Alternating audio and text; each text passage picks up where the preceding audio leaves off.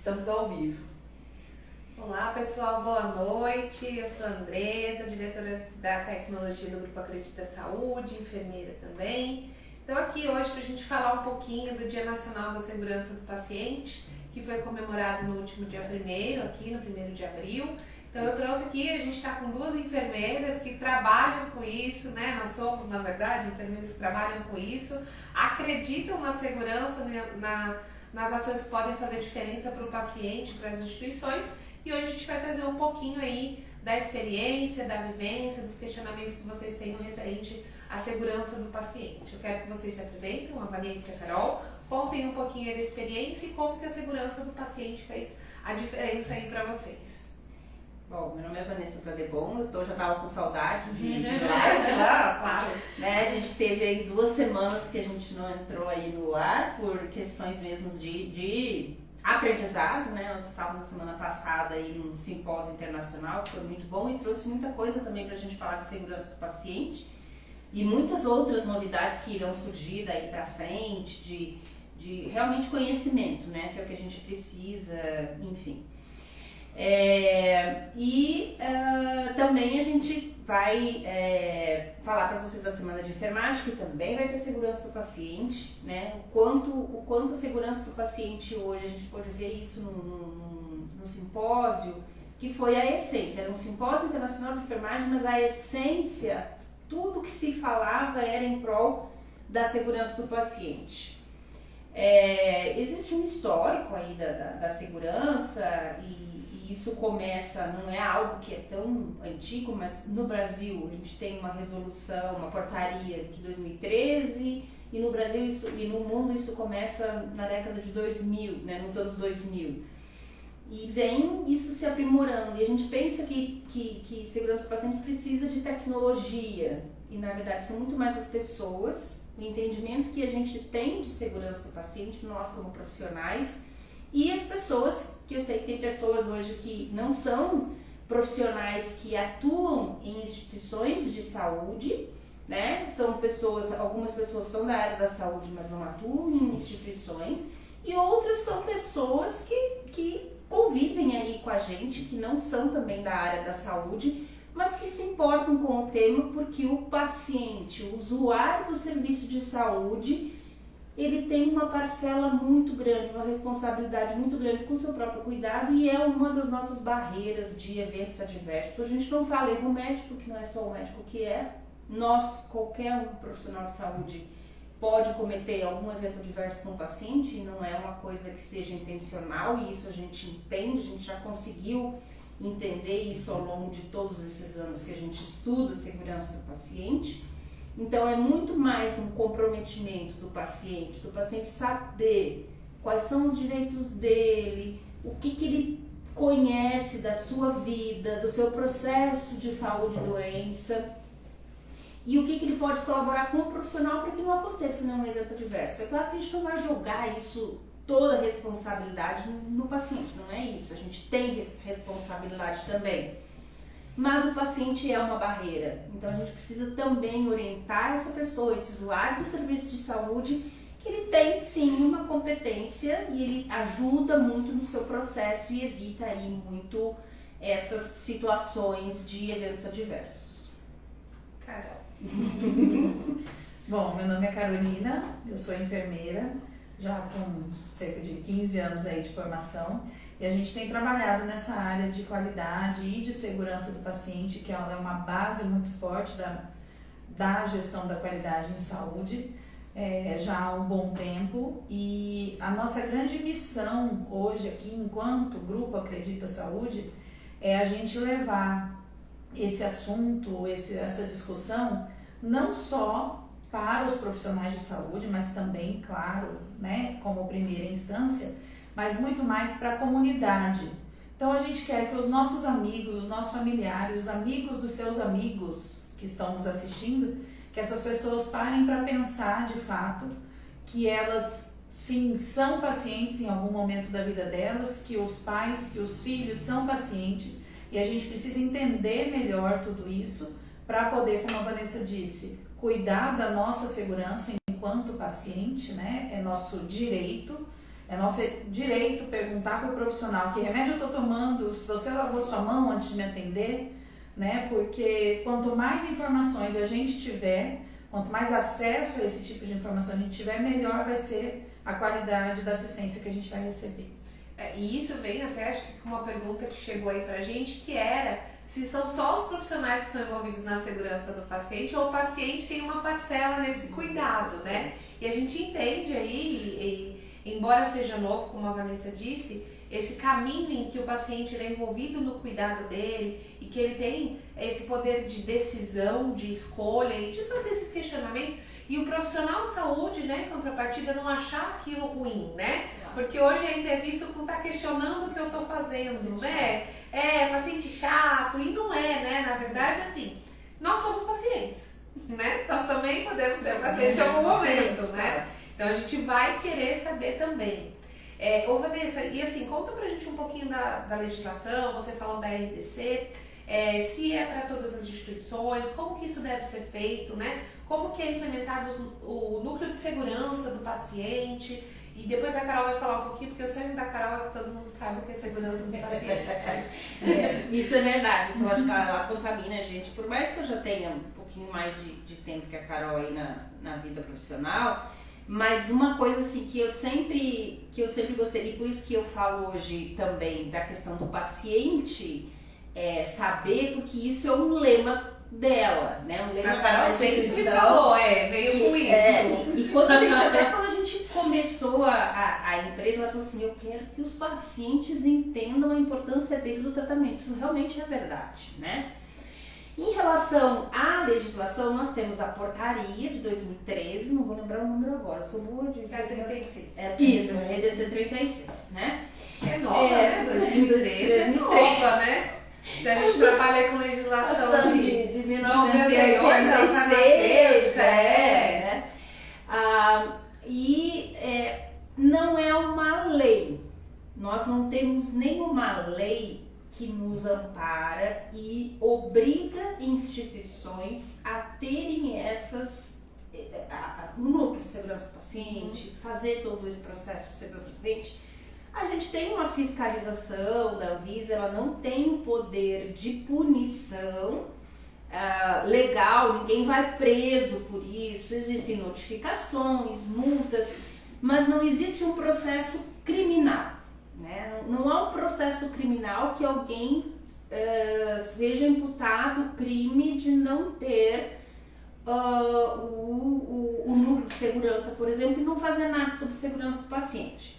O que a gente tem de legislação são o Código de Defesa do Consumidor, o Código Civil, o Código Penal, que são outras ferramentas legais que acabam nos amparando aí. Então a gente tem esse processo legal. Diretamente para a segurança do paciente a gente ainda não tem. Tem vários projetos de lei que estão tramitando no Congresso já há alguns anos, alguns direcionados aí para cirurgia plástica, porque acaba tendo mais uma notoriedade, acaba saindo mais na mídia, né? Então, acaba tendo esses projetos aí. Se vocês acompanharem na Câmara dos Deputados e no Senado Federal, vocês vão ver esses projetos de lei. Mas, efetivamente, a gente não tem nada hoje, infelizmente, né? Então, não tem nenhum poder punitivo, penal, diretamente. A gente pode, com o Código Penal, a gente consegue pegar aí os profissionais que possam ocorrer em algum evento adverso. A gente entende que nenhum profissional faz isso de forma voluntária, né? A menos que tenha algum problema. Ninguém sai de casa, vai para a instituição de saúde e fala, não, hoje eu vou errar aquela medicação. Ninguém, né? Vou administrar errado aquela medicação, eu vou operar o paciente do lado errado, vou errar a lateralidade daquele procedimento cirúrgico. Não, isso não acontece dessa forma. Por mais que as pessoas se previnam e estudem, existe um contexto todo onde acontece o evento adverso, né? Então, um número muito grande de pacientes, uma carga de trabalho muito grande, uma dupla jornada de trabalho, falta de condições técnicas para você melhorar a sua qualidade no trabalho, falta de capacitação. E isso, assim, eu não estou atribuindo isso só à instituição, porque capacitação é profissional. A capacitação e a vontade de melhorar e de se qualificar é muito mais nossa, profissional de saúde, do que da instituição, porque eu que quero melhorar como profissional, né? Semana passada eu e a Larissa passamos uma semana inteira fora, é cansativo, existe um investimento financeiro, sim, mas o que eu quero priorizar para mim naquele momento? É a minha qualificação profissional, é o meu crescimento profissional, ou é ir pra balada? A gente passou uma semana e a gente não tinha vontade nenhuma de ir pra balada em São Paulo, depois de passar o dia inteiro no simpósio, né? A Larissa ainda é mais nova, ela tá com um pouquinho mais de gás, né? Mas eu tinha, das 7 às 7 a gente ficava dentro do hospital. Claro que foi uma coisa muito rica, foi uma coisa muito boa, a gente conheceu pessoas de muitos lugares, né? A gente fez contato com pessoas de muitos lugares e pessoas que são afinadas com aquilo que a gente acredita, né? O pessoal do Saracucheque, de Salvador, a Márcia, a Eva, que talvez estejam aí assistindo a gente, porque elas falaram, né? Porque o pessoal às vezes confunde meio que o horário com a gente, né? Que o pessoal quer de fora, né? Eles trabalham no Saracucheque, a Eva trabalha com segurança do paciente, cirurgia segura, ela trabalha na educação continuada do Hospital Saracucheque Salvador e a Márcia, ela trabalha com saúde do trabalhador, né, no núcleo de saúde do trabalhador. Então, quando a gente discute isso, a gente vê que há muitos pontos em comum daquilo que a gente anseia para a qualidade do serviço. E é tudo voltado para a segurança do paciente. Tudo que a gente pensa, o SAR é um hospital de reabilitação, eles têm cirurgia, mas é um hospital basicamente de reabilitação. E é um paciente assim, pacientes jovens, paraplégicos, tetraplégicos, que tiveram algum tipo de acidente, paciente idoso que teve uma queda, que está lá se recuperando de algum problema osteomuscular, neurológico e prevenção de queda, porque tem queda, o paciente quer levantar, ele ainda não está consciente da sua limitação e acontece, e isso acontece em qualquer lugar. O que a gente pode fazer para evitar? Eu preciso conhecer meu problema. A Ana está falando aqui, Ana Ferrari, que, né, a implantação do núcleo de leis, enfim, ela é importantíssima para a maturidade da instituição, relacionado à cultura de segurança e cultura justa. Carol, conta aí pra gente, né, como é implantar essa cultura de segurança e essa cultura justa. Isso a gente usa na consultoria, né, que a gente sempre fala da cultura justa, que a gente vai brigar com a instituição se mandar o colaborador embora. Como que é? Essa virada de chave, às vezes, ela demora um pouco mais, né? Então, em algum momento, a gente precisa começar. Quando você trabalha a implantação do núcleo de segurança do paciente, como a Vanessa disse, ele não é nenhuma obrigação legal em termos de criminalizar quem não faça.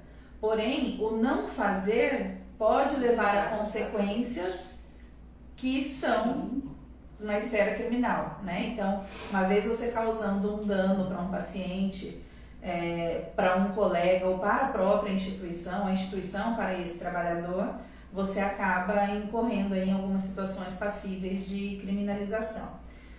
Mas uma vez que a gente coloca o núcleo de segurança do paciente para funcionar, e esse núcleo ele não é um núcleo de uma pessoa, ele é uma equipe de segurança do paciente, ele é uma comissão formada para trabalhar a segurança do paciente dentro de uma instituição.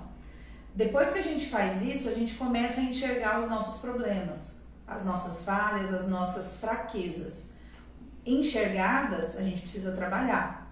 Então, depois que a gente conhece o que é o nosso problema, quais são as nossas fragilidades, a gente começa a instituir ações de melhoria. E é aí que vem a parte boa do trabalho, né? Porque enquanto a gente não conhece, tudo bem, não sabemos, a gente está ignorando aquilo. Depois que a gente sabe, a gente não pode mais ignorar. Então não dá para colocar para baixo do tapete e a gente precisa trabalhar a segurança de uma forma que seja saudável para todo mundo, que os profissionais entendam que eles têm que nos ajudar a enxergar quais são os problemas que podem acontecer na instituição para a gente poder melhorar. E aí a cultura justa vem exatamente nesse ponto. Se a gente não trabalhar com esse profissional para que ele se sinta seguro de notificar os incidentes, notificar as ocorrências, para o núcleo de segurança estudar e propor melhorias, a gente não vai receber essas informações. Então, a gente vai fingir que tem um núcleo de segurança, o profissional não vai ter coragem de fazer essa notificação e quando a instituição acaba penalizando esse profissional de alguma forma que fez essa notificação, a gente está jogando contra, né? A gente está destruindo tudo aquilo que a gente faz no começo, de tentar implantar, de convencer o profissional a participar disso. E se você penaliza, se você faz alguma coisa com esse profissional, você perde muitos pontos aí. Então a gente sempre brinca que quando a gente quando faz, né, o núcleo de segurança, a gente fala para os profissionais, se por acaso o dono, né, o diretor, enfim, falar com você, brigar com você, você me fala, que daí eu vou brigar com ele, porque ele não pode fazer isso com todo o trabalho que a gente tem feito, né? E implementar a cultura justa ou a de segurança, ela é um trabalho de formiguinha mesmo. Você precisa alcançar, você precisa mostrar que é possível, você precisa mostrar resultados. E hoje já se fala, quando a gente fala em cultura justa, a gente fala da segunda vítima, que é o paciente, o profissional, então tem a vítima, que é o paciente, a segunda, que é o profissional, porque é o que a gente falou, ninguém sai de casa para causar o dano no paciente, e a gente fala hoje na terceira vítima, que são esses profissionais que lidam com essas ocorrências, o pessoal do núcleo de segurança, da qualidade, que vai fazer a gestão do risco. Então, assim, a cultura ela precisa ser muito bem trabalhada para que a gente consiga trabalhar em todas as esferas, né? Consigo lá o meu paciente que vai falar que caiu, né, da cama, olha, levantei sem chinelo, escorreguei, caí, mas caí sentado e levantei. A confiança do profissional com a instituição de falar, olha, eu cometi uma falha e eu cometi porque a medicação não estava identificada, porque eu não ergui a grade no momento que tinha que erguer, esse paciente não estava identificado com esse risco, né? E aí nós, enquanto qualidade, ou os profissionais aí que lidam com esses eventos também, porque isso tem um impacto. Imagina você analisar eventos todos os dias, né? Ter um grau para isso. É pesado. Às vezes você tem que falar com a família, você tem que fazer um disclosure, chamar aquela família na instituição e falar, falhamos, a instituição falhou, né? Eu vou rever o meu processo. Mas também é difícil, né? Então... E os hospitais têm histórias tristes e ao mesmo tempo, assim, interessantes do que eles podem fazer com essas catástrofes e esses disclosures negativos que aconteceram, né? E o Albert Einstein, ele é um hospital de referência para o Brasil e para a América Latina, e ele está se tornando aí uma referência mundial numa série de coisas. É claro que é um hospital, tem um investimento, um aporte financeiro interessante, eles têm uma tecnologia, a gente pôde visitar ele na sexta-feira passada, passou por diversos setores, então a questão tecnológica, ela ajuda muito a segurança do paciente, mas a gente sabe que a gente pode fazer segurança do paciente sem ter toda a tecnologia. É isso que eu ia falar. Uma ação simples, é uma coisa que depende muito do paciente dizer, eu nunca vi esse comprimido cor-de-rosa, né? Mas ele é cor-de-rosa hoje porque é uma outra marca, mas é o seu mesmo comprimido para diminuir a sua pressão arterial, o nome dele é tal, então o senhor pode conferir aqui na sua lista de medicamentos, enfim, né? Ele sabe, ele entende. Então, por exemplo, tinha hospitais, a gente pôde participar de palestra com enfermeiros de outros países também, da África, dos Estados Unidos, e eles falaram que algumas instituições, eles passam para o paciente no dia seguinte tudo que aconteceu nas 24 horas anteriores. Um boletim com todas as medicações que foram feitas, com o relato dos pacientes. O que alterou, o que não alterou, o que suspendeu. Os sinais vitais dele, como que foi o curativo, tudo que a enfermagem descreveu daquilo que era o prontuário deles é eletrônico, mais uma via, se o paciente quiser, eles imprimem. E isso na hora da internação é conversado com o paciente. Você quer receber o seu boletim diário? Legal. Ou a família quer receber o seu boletim diário? Eu quero. Eu não tenho pó. Ele falou que nem todo mundo quer, né? As meninas dos Estados Unidos falaram que nem todo mundo quer receber. Então não tem. E lá é um hospital um pouco diferenciado, porque eles, além de fazer isso, eles têm assistência de acupuntura, massagem, né? Eles têm todo outras terapias. Isso, outras terapias que eles fazem com o paciente também, mas tudo se o paciente quiser, ele que faz parte daí dessa construção desse tratamento. É o cuidado centrado no paciente. Né? Exato. Esse foi o tema dessa palestra, que foi o cuidado centrado no paciente, uma roda. Porque a gente precisa passar por uma etapa, infelizmente a gente ainda está atrasado em relação ao mundo, em relação ao que vocês viram aí fora do país, porque já não se fala mais necessariamente em segurança do paciente. Não. Segurança do paciente, gente, é obrigação. É obrigação, não tem discussão. A gente não consegue enxergar se mais tem isso que fazer sempre. ou não. Exato. Tem que fazer, né? Então, assim, uma coisa é a onda da segurança do paciente, agora a onda é do cuidado centrado no paciente. Que é resultado dessa segurança. Que é resultado de tudo que foi trabalhado em segurança, chegou-se à conclusão de que o paciente precisa participar do cuidado dele, de que ele tem que ser questionado se ele quer, o paciente, a palavra paciente, paciência, nos remete ele fica ali, ele é paciente, ele espera, ele aguenta, ele aguarda, né? Então ele só recebe a ação, não mais. Né? Então ele a gente absolutamente ativo. A gente questiona até essa linguagem, mas como essa é uma linguagem de séculos, né? E você mudar isso para usuário, para cliente, é muito difícil, né? É uma questão de linguagem, uma questão que já foi instituída mundialmente, então a gente continua chamando de paciente, mas não que ele é um ser passivo. Hoje não mais. Isso, hoje não né? mais. Ele tem que ser um participador muito ativo no cuidado dele. E é interessante, porque na atenção básica, isso já é trabalhado faz muito tempo, né? Então o paciente, ele tem que ser ativo, ele tem que saber o que está acontecendo. E na área hospitalar, não. Na área hospitalar, a gente acha que ele está lá, deitado, acamado, e que ele vai receber e sem questionar o que você está fazendo. Não tem escolha, né? Ele não tem escolha, né? Ele não tem uma possibilidade de desejar o banho horário, né? Exato. Né? Essa questão de banho, por exemplo. Aqui o banho é só de manhã. Né? Então, assim, é uma questão estrutural de divisão, porque o pessoal da tarde, às vezes a equipe à tarde é menor, de manhã é maior, então aí dá o banho de manhã, mas tem paciente que não é adaptado àquilo, ou o horário de rotina de laboratório às 2 da manhã.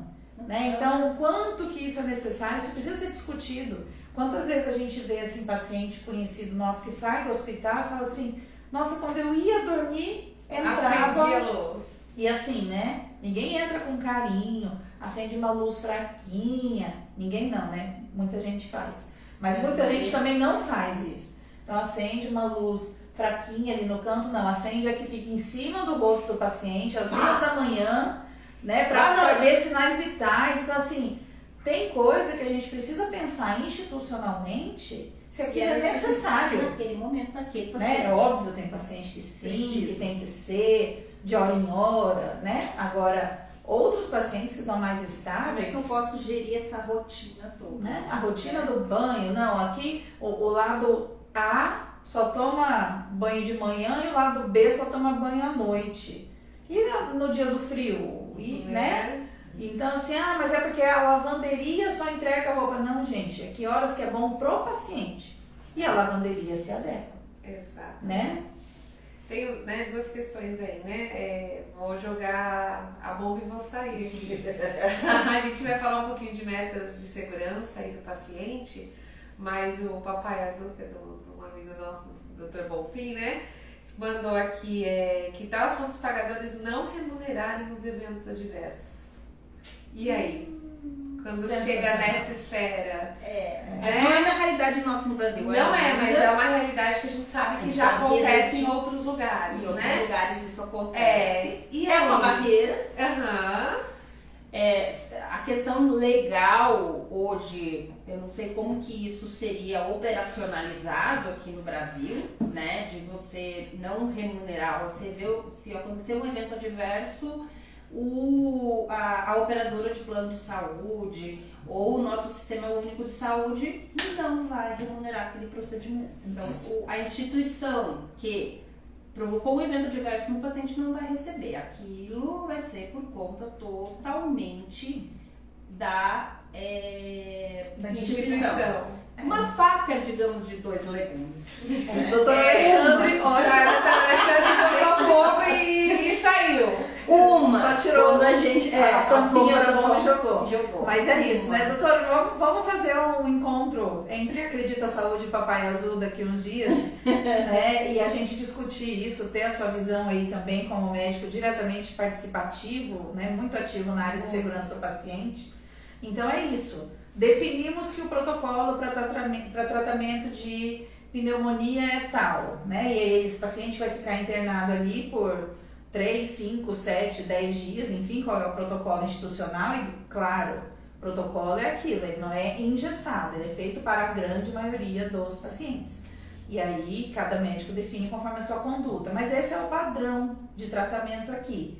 E aí, esse paciente, não por piora clínica, mas porque ele caiu, porque trocaram a medicação dele, ou porque, enfim, ele deixou de fazer um exame que tinha que ter feito, ou um tratamento que tinha que ter feito porque esqueceram que ele tinha que ficar de jejum.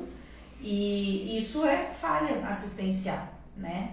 Que não necessariamente causa ali um dano direto, mas pode fazer com que ele fique mais um dia, mais 2 dias na instituição. E quem paga por isso? Por quanto tempo as operadoras vão aguentar financiar falhas assistenciais? A gente sabe no dia a dia aí o quanto que é difícil uma instituição hospitalar, ambulatorial que seja, se manter no mercado. Tá tudo muito caro. E você ainda pagar caro por falha evitável.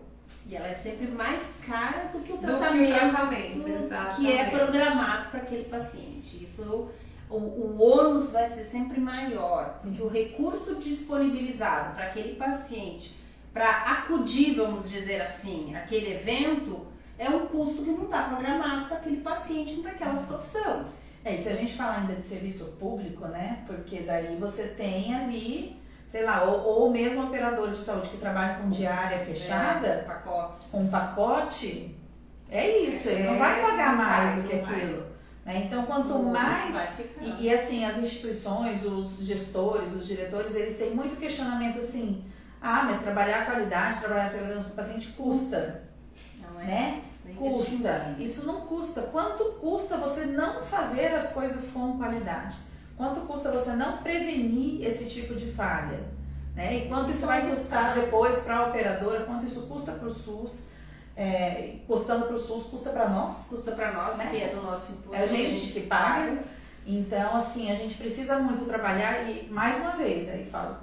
Não sei se já é a hora de acabar, mas foi o assunto do começo e é o assunto do fim.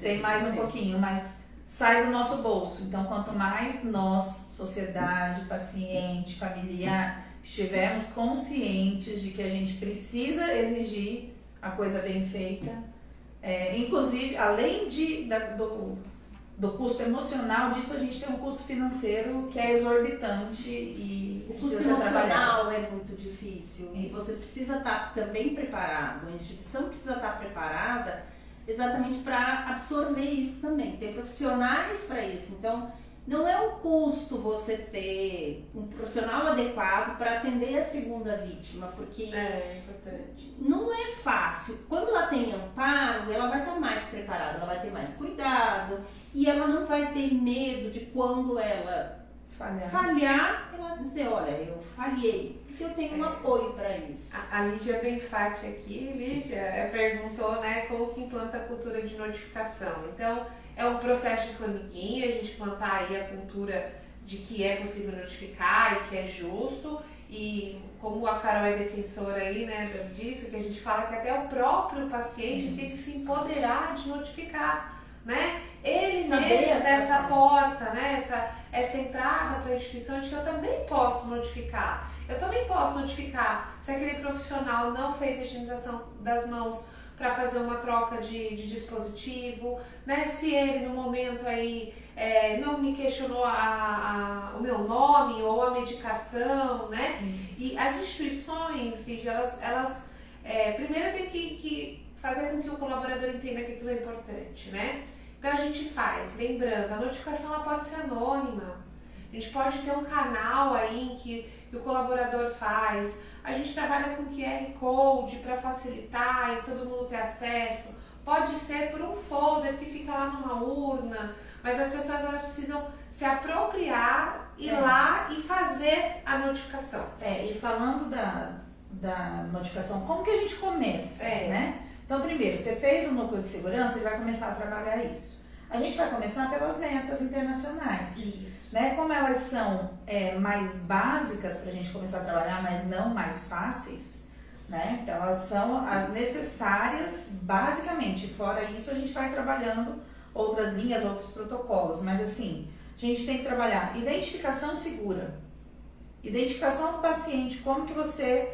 E isso não custa necessariamente. Você não tem obrigação de colocar uma pulseirinha no braço do paciente, você não tem obrigação alguma de ter código de barras para ler aquela pulseirinha e um leitor, mas você tem que fazer essa identificação. Se você vai pregar um papel, que é o que tem com o nome e a identificação desse paciente, pelo menos a gente ter o cuidado de que se esse paciente for transferido, esse papel ir junto. A gente não pode esquecer isso colado na parede, né? E aí essa identificação ela permeia, aliás, todas as metas elas permeiam toda a jornada do paciente na instituição. Então a identificação do paciente, exija, você paciente, você familiar, as pessoas têm que perguntar o seu nome. Elas têm, e tem gente que fala assim, mas eu já falei o meu nome pro fulano, eu vou ter que falar pro ciclano também? Vai, fale e agradeça se eles te perguntarem toda hora. Vou até fazer não é falta de atenção do profissional, não pelo é. contrário. E uma coisa excesso de zelo. E uma coisa que eu sempre falo pros alunos também, não pergunta se o senhor é o seu João. Se é um paciente idoso, ele está com problema de audição, ele é o seu Adão, ele vai entender que você perguntou Adão e não João, e ele vai dizer que e você vai fazer a medicação. Faz a conferência. Né? Então, confere e pergunta para ele dizer o nome. Como é o seu nome? Eu já perguntei pro senhor, mas eu preciso confirmar. Isso. E até, gente, o desafio. Acontece Quem nunca passou por isso, de vir aqui e falar, chegar no paciente do lado, no pronto atendimento e falar, olha, Carolina, vou fazer essa medicação. Não, Carolina sou eu, né? O paciente, gente, isso acontece muito com hospitais que são muito grandes, tem um volume muito grande de paciente, uma rotatividade. O paciente troca de leito com o vizinho. Verdade. Isso já aconteceu comigo e com os meus alunos, de eu chegar com a bandeja de medicação para fazer com os pacientes. E eu falei assim, mas como eu ficava ali e os alunos que rodavam, eu falei, mas esse aqui, né? Não é. Perguntei, né?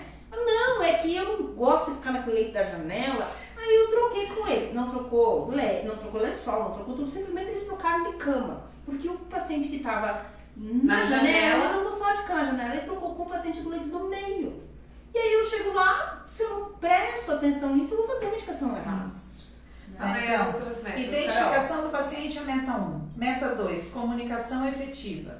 Entre os profissionais, do profissional com o paciente, do profissional com esse acompanhante. Métodos, gente. Cenas no próximo capítulo. Criatividade.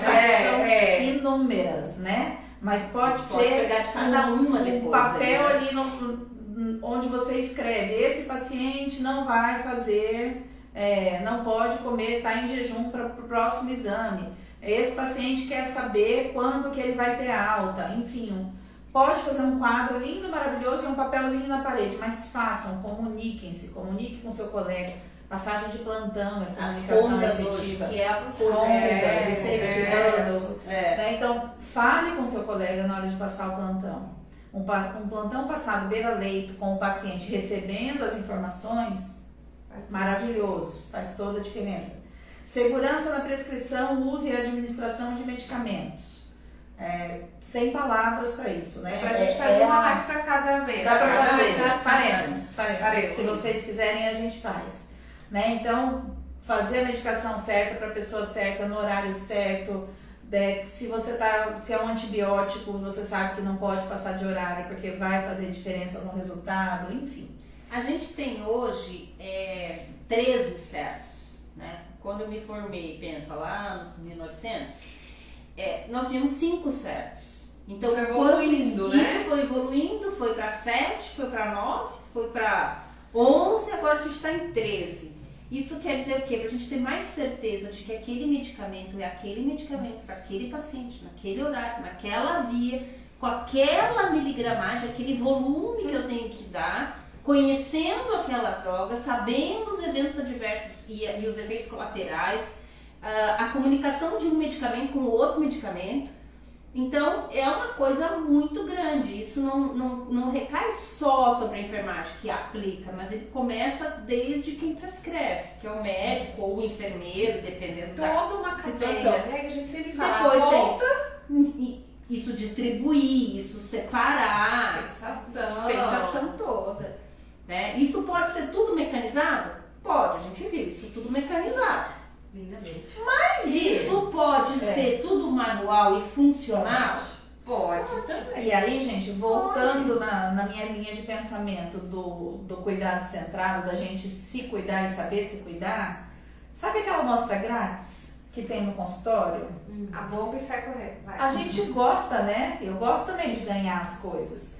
Mas vocês já pensaram como foi que esse medicamento de amostra grátis foi parar na gaveta e no armário daquele médico?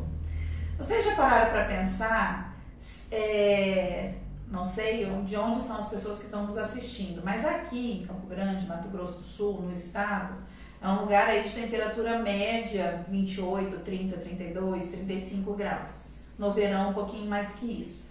O representante que vai lá e entrega esse medicamento para o médico, que depois você vai gostar de receber a amostra, ele roda o estado inteiro. Eu vejo de vez em quando, eu já parei perto de carro de representante de remédio, que é uma caixa de papelão lá no porta-mala dele, porque é assim que ele trabalha, e o carro está estacionado no sol quente a 45 graus lá dentro, né? Que a gente sabe quando a gente entra num carro quente. E depois a gente toma, e é um remédio que está escrito lá que ele tem que ser mantido de 15 a 20 graus, de 15 a 25, no máximo 25, né? No máximo 25 graus, quando, dependendo, você leia a caixinha e pensa, será que esse medicamento foi mantido nessa temperatura máxima que ele poderia? Pensem. Pensem, tá? Nem toda amostra grátis vai te fazer bem. E médicos querem entregar a amostra grátis? Entreguem. Façam uma anotação para quem que vocês estão entregando, que dia, lote, validade. Porque se der problema, você tem que ligar para esse paciente, falar com ele, saber se está tudo bem. E se ele te ligar falando que ele teve algum evento, um efeito colateral desse medicamento, você tem que poder se comunicar lá com quem te entregou esse remédio, tá? Então, assim, querem ter no consultório? Comecem a pensar em falamos sobre isso num outro momento. Comecem a pensar como que isso chegou lá, né? Pensa se você tomaria e daria pro seu filho, tá? Depois disso, a gente tem a meta de cirurgia segura, também falando de procedimento seguro. Então, não é só uma cirurgia, é uma endoscopia, né? É uma biópsia que você vai fazer. É um procedimento odontológico. Então, lateralidade, anestesia, segurança anestésica, marcação, tudo que você precisa fazer nessa área de cirurgia segura ou procedimento seguro. Prevenção de infecção, higiene das mãos, não tem nem o que falar sobre isso. Depois da pandemia a gente aprendeu, né? Lavar a mão, passar álcool, lavar a mão. E perguntem se quem está te atendendo lavou as mãos. Não tenham vergonha de fazer isso, né? Não tem medo, não tem vergonha. E se ele falar, por que você está perguntando? Para minha segurança. Exatamente. A gente tem que educar, às vezes, os profissionais também que estão nos atendendo, né? E a parte de prevenção de queda e lesão por pressão são 2 metas em uma só. E a gente tem essa parte muito mais assistencial na parte de lesão por pressão. Envolve área nutricional, né? Envolve medicamentos, envolve enfermagem na mudança de decúbito, mais fisioterapia, mobilização desse paciente. E a prevenção de queda aí é para todo mundo. Então, pensem em profissionais também. Tá vendo um paciente ali, viu que ele tá andando sozinho? Quem que é ele? Onde ele tá indo? Será que ele poderia, né? Então, assim, não precisa necessariamente ter uma pulseira, ter um alarme que grita, esse paciente tem risco. Basicamente, quase todos têm risco de queda quando estão internados, né? Então, a gente tem que cuidar. Paciente que acabou de fazer um procedimento de endoscopia, como que ele vai embora? A responsabilidade dele. Todo mundo fala, ele vai no carro dele, liberam ele no carro. Não sei, depois que eu liberei, ó, não tenho nada a ver com isso. E o paciente vai embora de Uber, que a gente vê, né? Não, a gente chama o Uber e coloca ele dentro do Uber, sedado, né? Pós-anestesia. Pós-sedação, só quem já fez uma Uber, né? Rouba. Só quem já fez um procedimento com sedação sabe o quanto aquele soninho é bom e o quanto que depois a gente mal lembra de tudo que aconteceu, né? Então... Aí ele sofre algum tipo de violência dentro daquele Uber, assalto, acidente. Ainda é segurança do paciente, tá? Isso e é nossa responsabilidade enquanto profissional? Sim. Eu já vi paciente ir embora de clínica de endoscopia de moto. Já vi. Aí o paciente fala que tá com alguém, vai embora, vai pro ponto de ônibus, né? Então... Porque o paciente também precisa dessa consciência da segurança pra ele, né? E a instituição tem que ter a certeza de que o paciente está falando a verdade, porque às vezes é a condição que ele tem. Às vezes ele não tem. A gente aqui, que é uma capital, vem muito paciente do interior para cá. Hemodiálise, né? Então, se a gente não tem a certeza, então que a gente tenha um ambiente onde aquele paciente possa ficar mais tempo para ele se recuperar mesmo e poder ir embora. Uma assinatura de um acompanhante não é burocracia. Não é um cuidado, tempo, né? Não é gasto de tempo, é ganho de segurança. Isso aí. A doutora Ivone deu parabéns aqui pra gente. Falou depois antes que muita gente não ouve mesmo, e a gente também vive aí, não é só como profissional, o próprio paciente, quando a gente fala que é esse cuidado. Então volta aí, é uma questão de cultura do paciente, do profissional, da própria instituição, que tem que cuidar daquele paciente, que é responsabilidade de todo mundo, não só da enfermagem. Se tiver, gente, algum profissional de comunicação nos assistindo, jornalista, enfim, fala com a gente tem vontade de gritar pro mundo que os pacientes precisam se cuidar, eles precisam ter ciência, consciência disso e escolher serviços seguros. Sim, né? Então, o que é um serviço seguro? Necessariamente o que tem um selo de acreditação? Não necessariamente. Mas muito mais provável ele trabalhar, ele ser bem assistido numa instituição que tem um selo, que trabalha a gestão da qualidade, trabalha a segurança do paciente, do que um que não. Não é uma regra, mas é uma probabilidade. A probabilidade. A gente tem que acabar trabalhando com isso, né? Então, assim, pensem onde vocês vão ser atendidos, pensem por quem vocês querem ser atendidos. Às vezes a gente não tem escolha, mas se tiver, escolham, pesquisem, saibam até se esse profissional ele é especializado naquilo que ele está te atendendo. A gente tem muito disso, né? Pesquisem, saibam, né? Quantos erros a gente tem aí de cirurgia plástica, por exemplo, depois você vai ver esse profissional nem especialista nem RQE, né? Então, assim, tem muitas coisas envolvidas, tem indústria farmacêutica batendo pesado em cima, tem a infraestrutura que não existe, às vezes tem dinheiro, às vezes tem a própria equipe jogando contra, né? E Gente, investe na instituição, se você né? for um profissional novo que acabou de chegar numa instituição, não perca a sua essência de querer fazer bem feito, né? Aquele De fazer o correto. profissional recém-formado que acabou de sair da faculdade, não esqueça. Não se desestimule. Não se desestimule com quem encontrar, né? Então, quando eu falo assim que a gente formou por muito tempo pessoas para atender o mercado, que era o que a gente necessitava, hoje a gente forma pessoas para mudar o mercado. É aquele profissional que vai fazer diferença no mercado.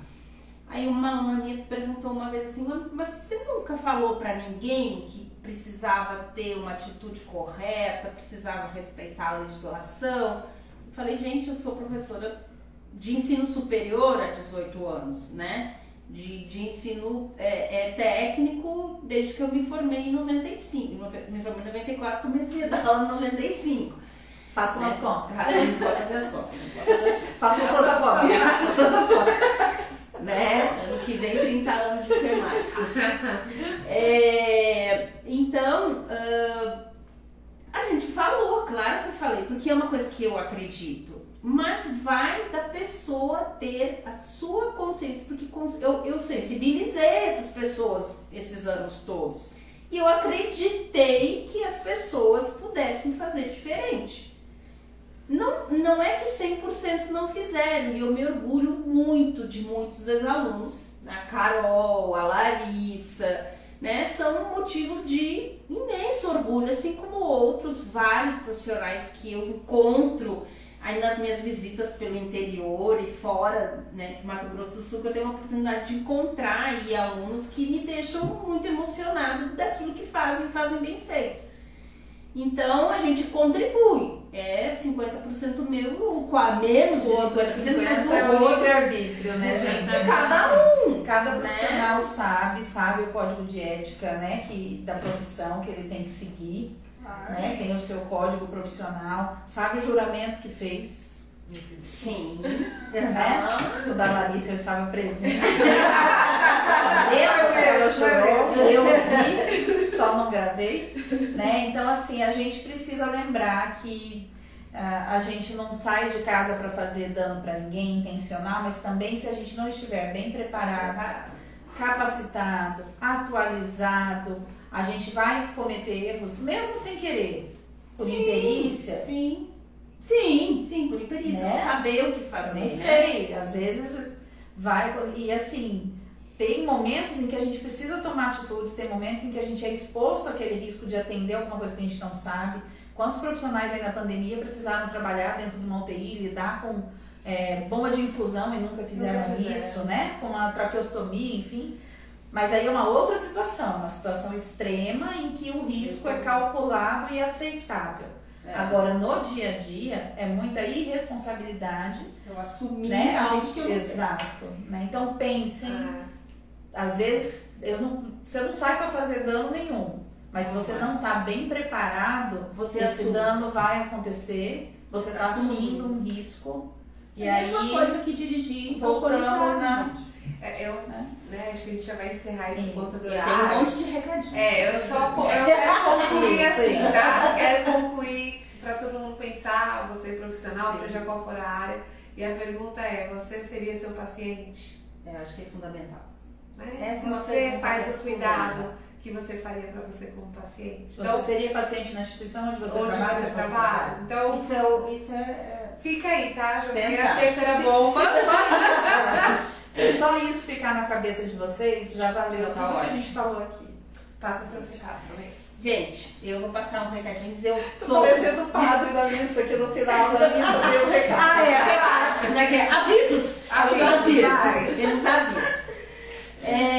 Eu tomei a iniciativa de, nas lives, falar sobre mulheres empreendedoras, porque eu acho que isso é tão legal e tem me motivado bastante, né? E eu consegui ser empreendedora aos 50 anos e virar minha vida, né? Eu tava numa situação acomodada, vamos dizer assim, e a Carol me tirou disso, que era uma coisa que eu queria há muitos anos, e a Carol conseguiu me movimentar nisso, e hoje eu tô super... né, pegar a Larissa junto comigo, a gente fica louca quando a gente vê alguma coisa nova e a gente sai. Então, sempre quando tem projetos que eu conheço, mulheres que são empreendedoras, eu tenho falar e eu gosto de falar. De qualquer área, de qualquer coisa, então o que quiser que a gente fale aqui, alguma coisa, não tem custo, não tem nada, gente. Não tem nada a ver com isso, né? Mas são coisas que eu gosto. Só querer fama. Eu gostei do produto e eu vou falar, né? Então aqui a gente tá, como vocês viram que a gente tá com um palitinho, porque o nosso palitinho já acabou, né? Mas é uma empresa gaúcha, gente, eu sou meio Bairrista, tá? É uma empresa gaúcha que chama Fita de Fruta. Eu conheci por acaso ano passado, porque eu tinha uma festa e tal, e queria aqueles mexedores de gin, né? A gente gosta de tomar uma bebidinha de vez em quando.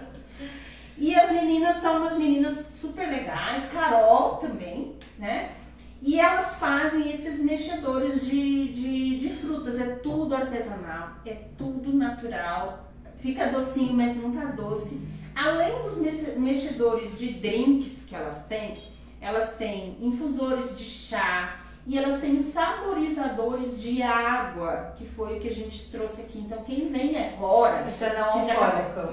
Não alcoólico, é água com menta. Gente, é uma delícia. É uma delícia, super refrescante. Então quem virá conversar aqui com a gente vai ganhar um palitinho desse, tá? Isso aí. Então é maravilhoso. Entrem lá, Fita de Fruta. As meninas atendem você super bem. A gente compra tudo pela internet. Eles entregam aqui em Campo Grande. Maravilhoso. Um outro produto que eu gostei é o Fast Eat, que também são empreendedoras, são mulheres. A Ana Paula, que é nutricionista, que é de cozinha saudável. E é uma delícia também. E é uma delícia. Eu já dividi aqui, já Todo mundo e a já gente experimentou lá, e agora eu tô com assim, ganhei uns quilos, agora tô com seca barriga. Então, a alimentação, você liga lá, Fast Eat, cozinha proteica. Sigam as meninas lá também. O atendimento é fantástico, gente. As meninas são super legais. Tem lanche, tem café da manhã, tem almoço, tem jantar. Gente, uns caldos maravilhosos pra noite. E durante o dia, assim, é uma comida que te satisfaz e um sabor que é gostoso, saboroso, né? Gosto de comida de verdade. Sim. É comida de verdade. Onde eu tive num projeto com o pessoal da Unigran, a gente faz uma grande parceria com a Unigran Capital, e eu tive num projeto de umas adolescentes. São adolescentes de 12 a 18 anos que estão gestantes ou já tiveram uma primeira gestação. Chama o projeto Elas. A gente foi presenteado com um livro, nós que estivemos lá, que conta a história delas. Então esse projeto é um projeto relativamente novo, aceita doações de empresários que queiram ajudá-las, desde roupa para as mães, né, para as crianças. Eles fazem um enxoval das crianças. É um projeto da FUNASP, né, que é uma fundação deixa eu ler aqui, gente, porque senão eu vou me perder. Pessoas, né, que se reúnem para dar esse apoio a essas adolescentes. Tem psicólogo, assistente social e voluntárias que, enquanto as meninas estão nas palestras, onde a gente tem uma palestra sobre contraceptivo, uma roda de conversa, na verdade, sobre contraceptivo, as crianças, os nenês, né, ficam com umas voluntárias. Isso acontece na primeira Igreja Batista, que ela cede, a Igreja Batista cede um espaço para elas, e isso acontece lá. E esse projeto, quem quiser entrar em contato com a gente, esse projeto aceita doações. Eles têm uma participação também aqui da FUNASP e do Criança Esperança. Eles tiveram no ano passado uma doação também do Criança Esperança. Então, bacana a iniciativa, achei muito legal. São meninas bastante vulneráveis financeiramente. E a gente contribuiu bastante com elas ontem, pôde conversar, falar de contraceptivos, falar de ISTs. Elas participaram bastante, as acadêmicas cresceram porque viram uma realidade diferente e as meninas também participaram bastante. Então quem tem projetos, mulheres empreendedoras que queiram mandar divulgar o seu produto aqui, a gente divulga, porque é uma coisa que a gente acha super interessante as mulheres estarem aparecerem aí, protagonistas de suas vidas. que é o que a gente faz, porque nós somos, né, tocando aqui, acredita saber. Gente, Obrigada. é isso. Quero mandar um beijo pra Ana Gabriela, que mandou uma mensagem que ela é muito grata de ter aprendido as coisas com a gente. Né? A gente tem um carinho enorme e a gente gosta muito de compartilhar. Então, continue aí nos seguindo. A gente vai, né? Toda semana tem novidade no nosso Instagram. Post aí, podcast tá tendo toda semana. Gente, a semana de enfermagem. Semana de Não vai dar enfermagem. tempo. Não vai dar tempo hoje. Não vai dar tempo, mas a gente vai semana falar. que vem vai bombar tudo que havia sobre a nossa semana de enfermagem. Entrem no nosso canal, nós temos canal no YouTube, a gente está subindo esses podcasts lá. Tem vários outros vídeos de clientes nossos, parceiros nossos, da gente mesmo. Então entrem lá, vejam nosso canal no YouTube, sigam a gente no LinkedIn, tá? Que a gente vai colocar lá a oportunidade de No capacitação. grupo do WhatsApp. No WhatsApp, onde você vem aqui com a gente, vem tomar um café, Vem tomar um café. a uma de fruta. Tá bom, Isso, gente? Obrigada. Feliz Obrigada. Páscoa pra todo mundo. Um abençoado final de semana. Saúde.